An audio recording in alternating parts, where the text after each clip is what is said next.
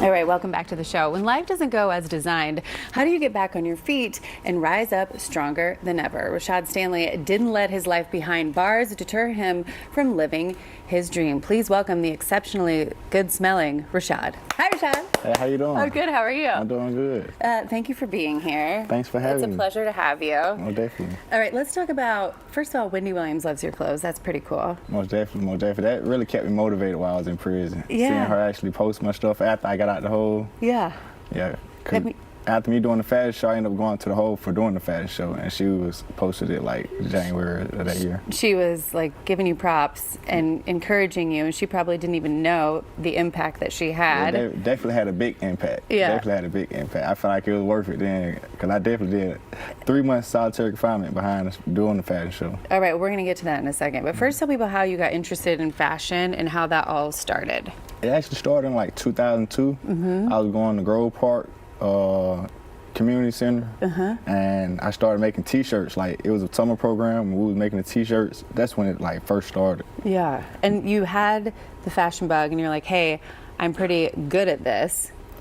It wasn't just a bug then, it was just, I liked it, putting the cartoon characters on T-shirts. You know, at this time, we were just ironing, print it out, iron it on. Yeah. But that's the first memory of me just actually getting the fashion.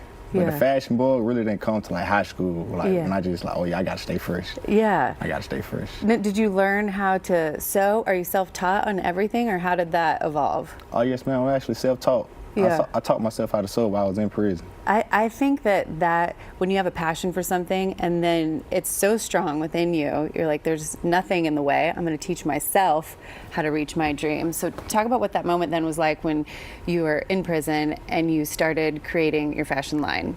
It was just, I just couldn't let the brand die, because I actually had my first store on Bankhead when I was 20. So I ended up going down, doing some time in prison for unarmed robbery.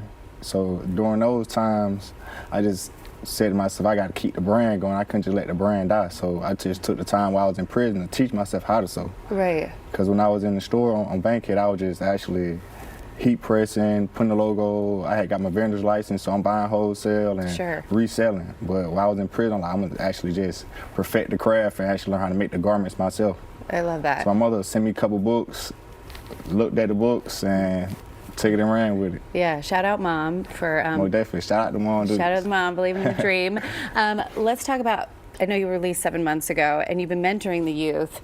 What would you tell somebody who's looking at you and thinking, well, I could never be like that? I tell them you gotta have extreme confidence and belief in yourself, because sometimes the people around you won't see it until you done manifested it.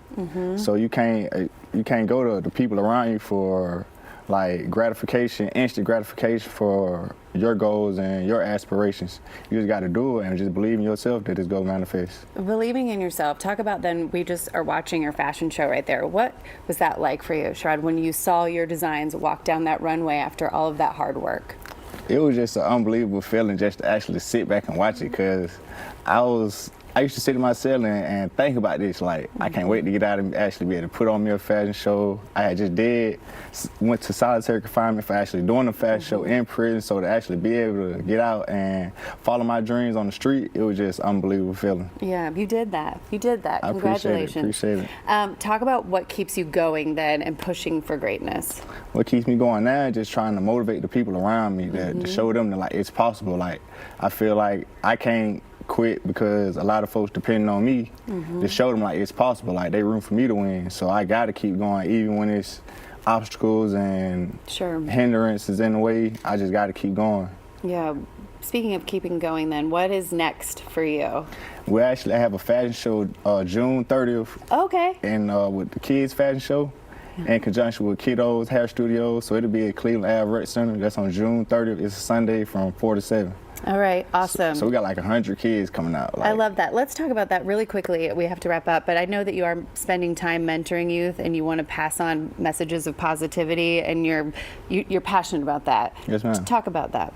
I just want to be able to put them in position, because I had people telling me to do the right thing while I was on the street, but it's different when you actually get an opportunity to do the right thing, or be in a position to actually put them in position to make some type of monetary gain, like, and it's a legit way. It ain't nothing flaky or that'll actually crash you out and send you to prison. So it's just a difference between telling people and actually giving them an opportunity. Yeah, well, I think you've inspired a lot of people. I'm honored to have you on this couch. Congratulations. I'm honored to be here. Thanks for having me. Yeah, good luck to you and cheers to you and keep going, my friend. All right, thank you. All right, don't forget about us when you get big and famous. Okay, Such an inspiration. All right, we're going to send it over to Andrew. Andrew?